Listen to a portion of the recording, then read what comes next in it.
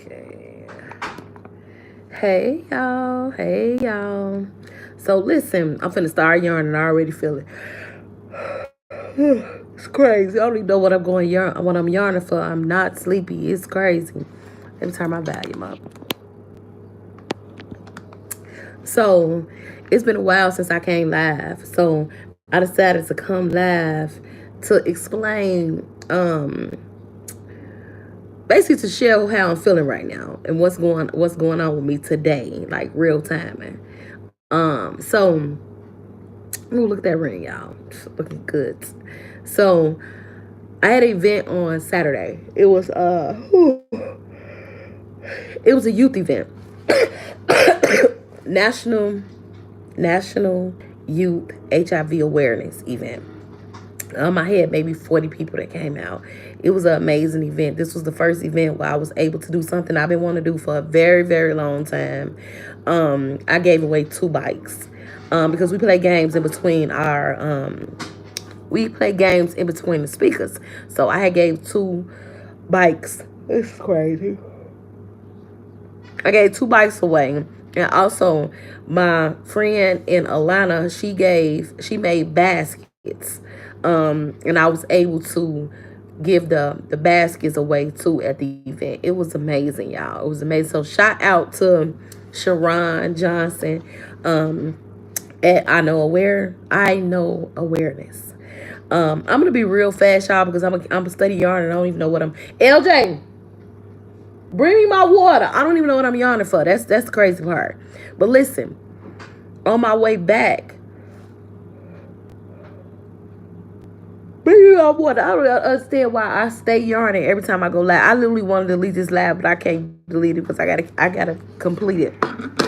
Thank you. You be yelling like that every day on live. Yeah, and I keep on yarning. I'm not even sleeping. Okay, so after my events, I always go and have tacos. I've been doing this ever since my first event a few years ago. So that's my little thing. Hey, that's my little thing I do. I have an event and then I go celebrate the event and I talk to uh either my kids or Curtis about what's going on. What's going on at the event? What went on at the event? So listen, on my way driving from the west side of Chicago to Hammond, Indiana, it's maybe like 40 minutes at most. I was listening to music, and as I was listening to the music, I was almost literally about to cry because I remember. Okay, so y'all know I've been HIV positive for 20 years. And I experienced abuse as well. So being abused is one thing, and then also being HIV positive is a whole nother thing. Those are 2 separate things, but I was going through those things, and I was not the best version of myself those years that I was in that relationship. And I was not doing the things that I knew that God wanted me to do. In a sense, I feel like the relationship was holding me back from what God wanted me to do. And I knew that God was telling me I shouldn't have been in a relationship, that I should have walked away. But against my own belief, and against God, I stayed. And I allowed myself to be abused, and I became an abuser too. It just was crazy. But listen, it wasn't purpose filled, right? So I know I had to go through that because that helped create who I am today. But looking back on it, I was not doing half of the stuff I'm doing right now. I wasn't speaking out loud. I was not free to be a woman living with HIV, right? I was a woman living with HIV, but I was in secret. I was in hiding. I was suffering in silence. I was sad. I was depressed. It was a lot going on mentally for me, you know? And the moment I decided to leave that relationship, things has opened up for me, right? I'm speaking publicly now. I'm having events, educating the community. I'm traveling to different states, educating other people in other states, sharing my story, inspiring other people. I got to start back doing these lives, posting videos, doing so many things, but everything I'm doing is for somebody else. My goal is to help. If I can help one person every time I open my mouth, I feel like I've done what I'm supposed to do, right? But I'm saying all of this to say, when you are being abused and you are in an abusive relationship, you are not at your best. That Listen, I was not at my best at all. And sometimes I feel sorry for the woman I used to be, because thinking back on, like, dang, I had no voice at all. I had no voice. I would not speak. I would not speak up for myself.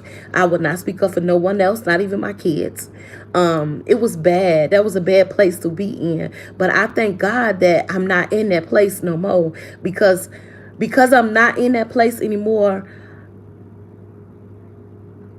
It's just so crazy. Because I'm not in that place no more. Now I can speak freely.